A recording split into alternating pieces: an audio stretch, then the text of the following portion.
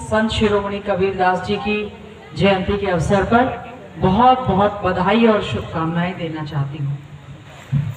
मेरा भी सौभाग्य रहा कि आपके श्री चरणों में यहाँ पर आकर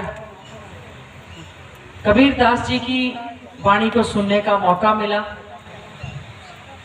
संत शिरोमणि कबीरदास जी की जयंती न केवल आज झज्जर में, पूरे प्रदेश में, देश में, बल्कि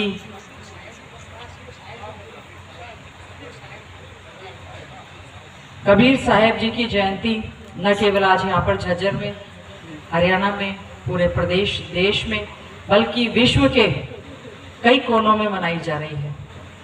और आज जब यहाँ पर आकर 625वीं उनके जयंती के अवसर पर यहाँ पर आने का मौका मिला, मुझे लगा कि मेरा भी सौभाग्य है। जितनी सरल भाषा में कबीर साहब जी ने अपने दोहों को कहा, और वैसे भी जो कोई संत महात्मा होते हैं वो किसी जाति बिरादरी के नहीं होते, और कबीर साहब जी के जो दोहे हैं, चाहे हम हिंदुओं की बात कर लें, मुस्लिम की बात कर लें, ईसाई की बात कर लें, सभी में ही उनके दोहों का जो है पूरी तरह से वर्णन मिलता है। तो हमें किसी संत महात्मा को कभी किसी जाति बिरादरी में ना बांधते हुए, जो कबीर साहब जी ने अपने दोहों में उस समय जो बात कही, जो उन्होंने बुराइयां देखी, वो बहुत बड़े एक शिक्षाविद थे, बहुत बड़े एक महापुरुष थे, संत महात्मा थे, समाज सुधारक थे।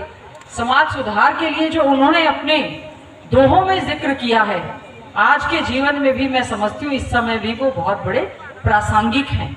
आज भी बहुत सी बुराइयां ऐसी हैं जो कि समाज में फैल रही हैं।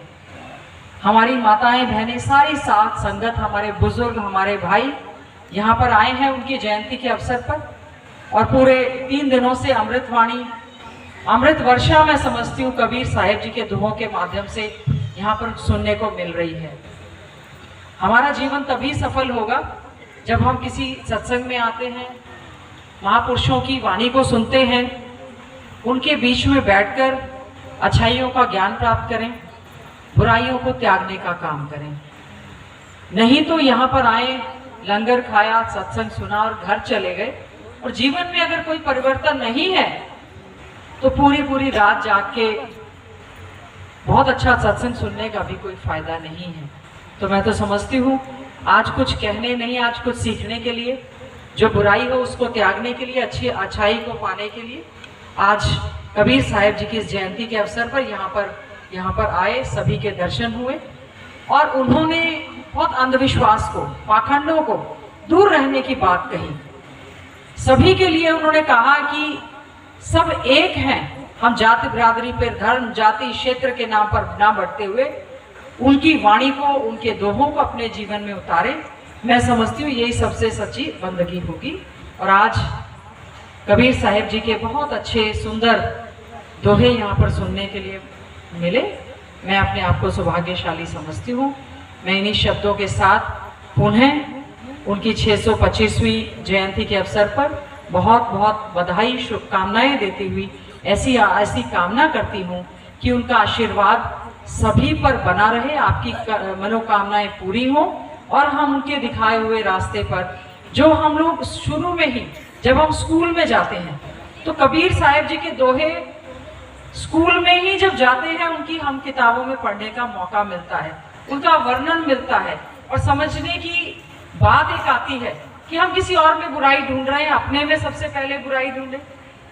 गुरु गोविंद दोहो खड़े, तो गुरुओं ने जो हमें सिखाया है हम उनको सीखने का प्रयास करें।